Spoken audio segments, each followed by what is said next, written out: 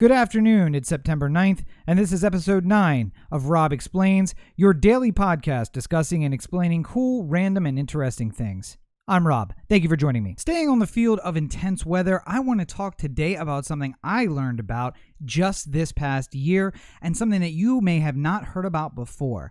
Those are derechos. Now, you're probably asking yourself, Rob, if this is such a bad type of inclement weather, why haven't I heard about it before? Well, these storms actually happen more frequently than tornadoes. In fact, the National Weather Service gets 10 reports about derechos to every 1 report of tornadoes. But you need very specific circumstances for them to arise, and they don't happen everywhere. So because of that, it's not something that is commonly known.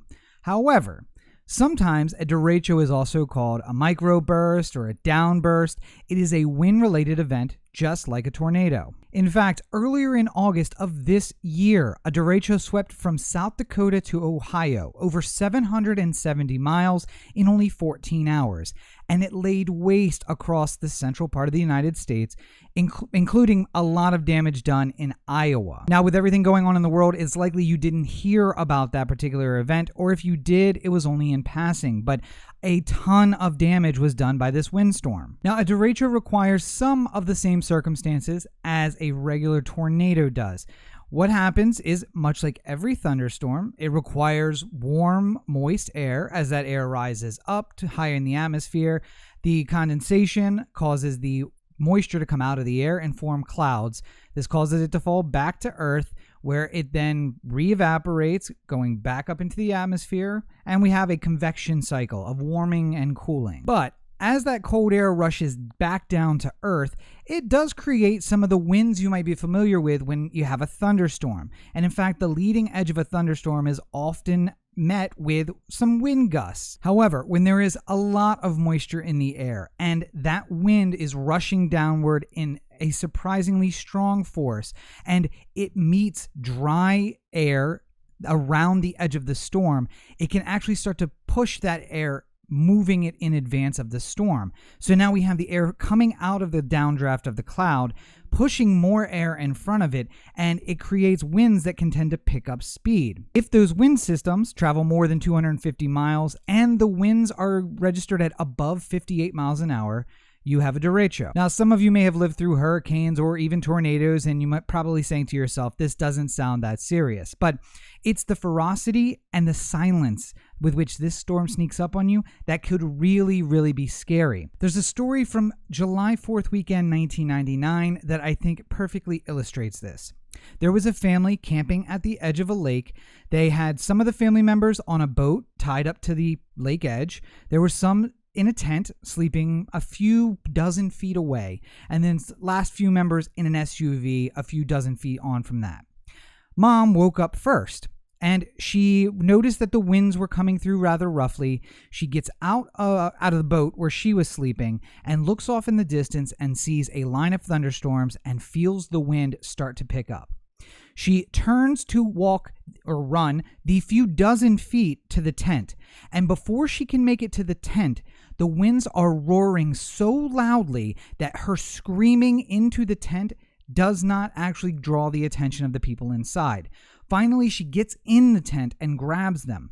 Before they can make it the other few dozen feet to the SUV, trees are falling on the campsite. In fact, one large tree that had been there for several hundred years was uprooted and fell directly on the tent where there had just been people inside. The people sleeping in the SUV had slept with the doors locked, and it actually took them several moments to get attention and get the doors unlocked and get inside. And by the time the people had gotten inside, the waves coming across were rocking the boat hard against the dock. The tree had fallen onto the tent, and other trees were falling all around them. So imagine to yourself, if I needed to run 40 or 50 feet, how long would it take me to do that? And imagine going from a perfectly calm, with a light breeze, to roaring winds that are knocking over trees in less than that space of time.